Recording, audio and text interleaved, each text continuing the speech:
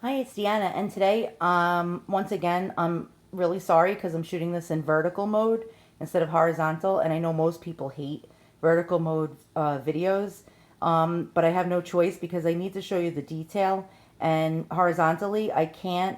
It's not as effective, especially with all the glare from the lights above me as I'm indoors and it's nighttime, so I have to have lights above this particular item. So what I have here is an 1800s Victorian mesh purse, and it's like a silver, almost like a silver plated chainmail metal drawstring chatelaine purse.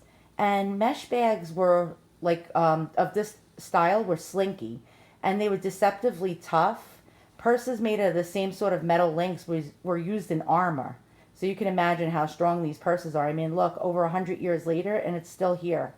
In the late 1800s, the medieval look was all the rage, so chainmail like coin purses that attached to a chatelaine hook were stylish accessories for Victorian ladies. And it wasn't until the early 20th century that a mesh machine was patented, and these metal handbags weren't such an incredible luxury anymore. So they weren't as expensive once they were able to mass produce them.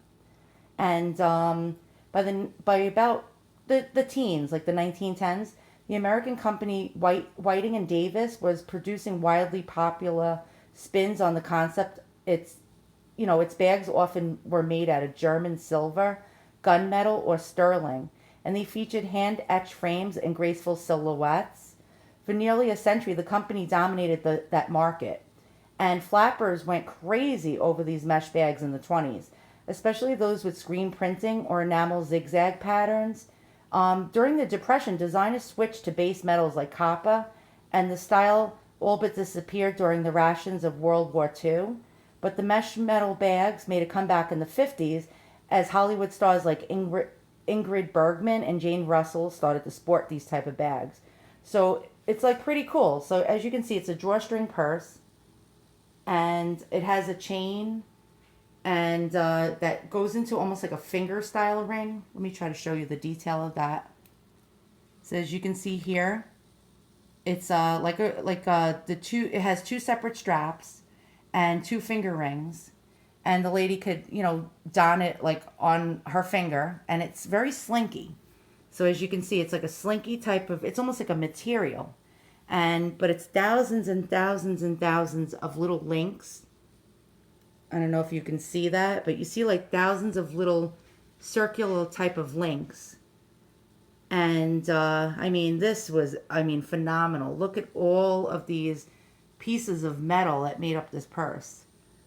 There's rings everywhere on it, as you can see.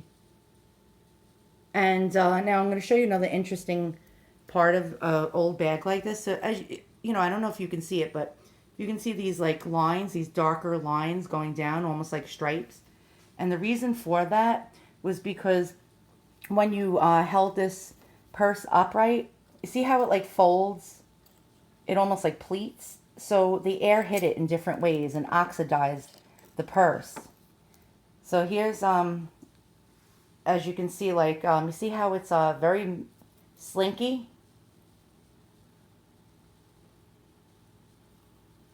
And it's a very slinky type of purse, and like it's like you just want to swing it around.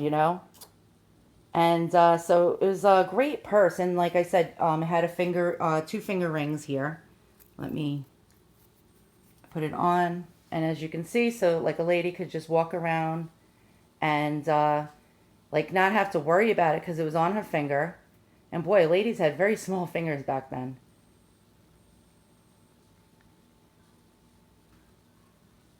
And it has like little beaded tassels going around. Like you see the little balls, like right over here. And then the bottom is like really pretty. It's like scalloped, as you can see here. So this was really a cool purse back then. Let me just bear with me. Let me just drop this and let this go. And so I'm glad I got to share it with you. So if you like what you see, hit the thumbs up and subscribe. And thanks for watching.